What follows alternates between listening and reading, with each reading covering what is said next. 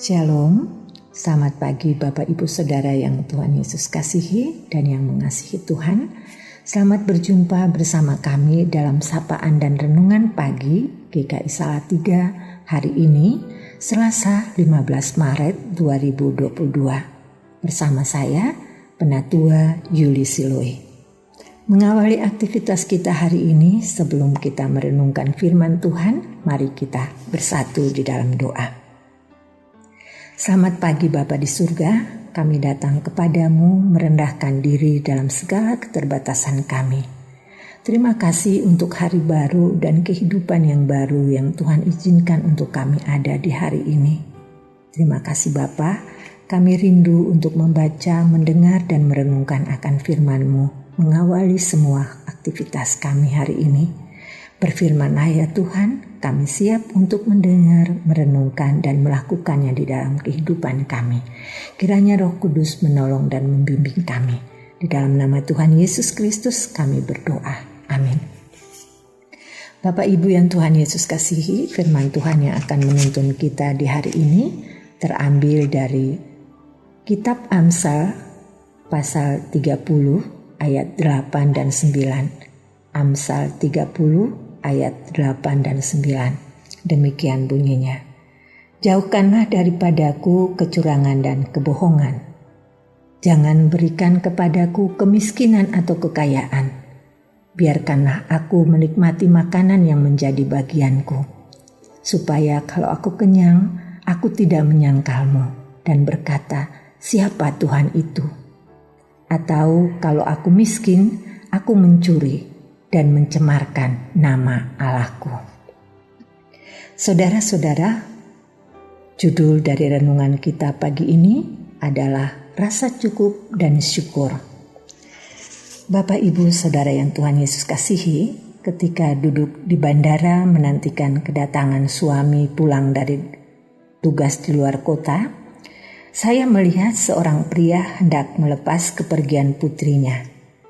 Ketika mendengar pengumuman tentang keberangkatan pesawat, sang ayah berkata kepada putrinya, "Selamat tinggal nak, ayah berharap kamu cukup."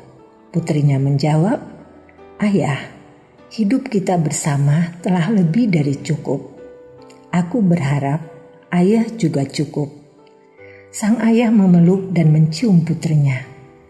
Pria itu berdiri mematung memandang kepergian putrinya. Terlihat dia mencoba menahan air matanya agar tidak menetes. Kemudian dia berjalan dan duduk di samping saya sambil berkata, "Apakah Anda pernah mengucapkan selamat tinggal kepada seseorang yang Anda cintai?" "Ya, pernah," jawab saya sambil mengingat kembali kenangan ketika mengungkapkan cinta dan penghargaan untuk semua yang ayah saya telah lakukan. Pada waktu itu, saya menyadari bahwa hari-harinya semakin mendekat. Saya meluangkan waktu bersamanya dan berkata kepadanya, betapa berartinya dia bagi saya, karena telah berjuang bagi saya sampai saya dewasa. Dan jadi saya tahu apa yang dialami pria ini. Saya melanjutkan pembicaraan. "Maaf, mengapa tadi Anda harus mengucapkan selamat tinggal untuk putri Anda?" Dia menjawab, "Saya sudah tua dan dia tinggal terlalu jauh. Saya memiliki tantangan di depan. Ada kemungkinan perjalanan berikutnya dia kembali adalah untuk pemakaman saya," katanya.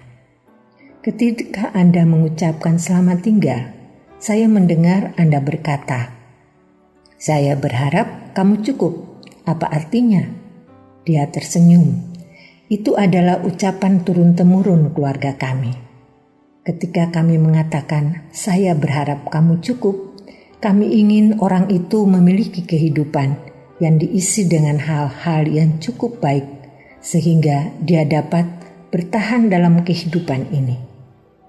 Sambil berusaha mengingat sesuatu, dia melanjutkan, "Saya berharap kamu cukup dengan sinar matahari yang akan menjaga harimu tetap cerah.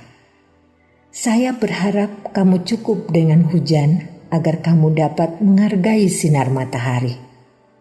Saya berharap kamu cukup dengan kebahagiaan untuk menjaga semangat hidupmu.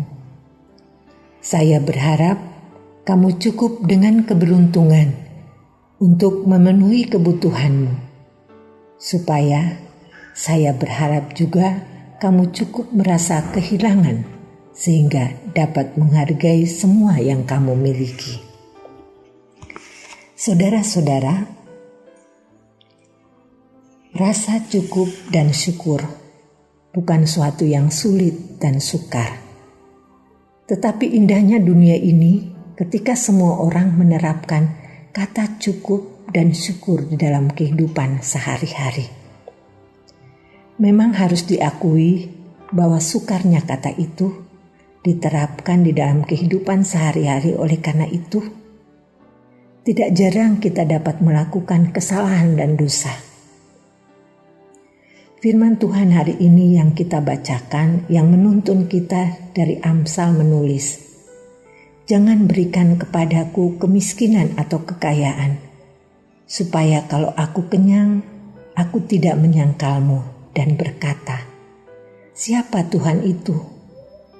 Atau kalau aku miskin, aku mencuri dan mencemarkan nama Allahku." Ayat ini berbicara tentang rasa cukup yang dibarengi dengan rasa syukur yang besar. Berkat Tuhan itu cukup untuk kita.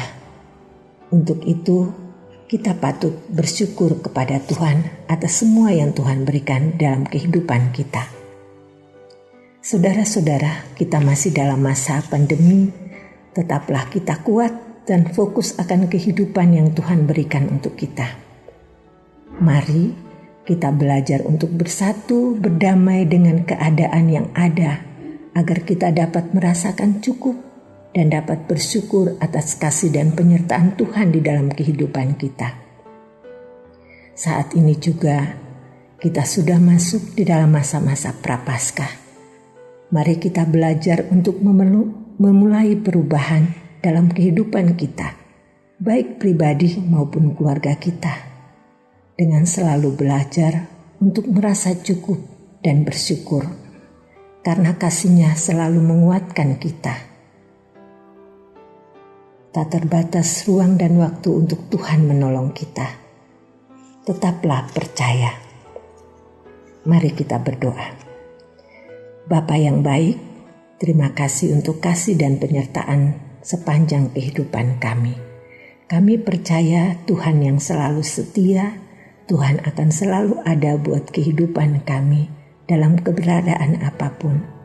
Kami percaya bahwa Tuhan akan senantiasa menuntun kami menjalani kehidupan ini sehingga kami terus kuat. Ampuni salah dan dosa kami ya Tuhan, pulihkan kehidupan kami dan tolonglah kami agar hidup kami berkenan kepadamu. Di dalam nama Tuhan Yesus Kristus kami berdoa dan mengucap syukur. Amin. Selamat pagi saudara, selamat berkarya, Tuhan Yesus memberkati. Amin.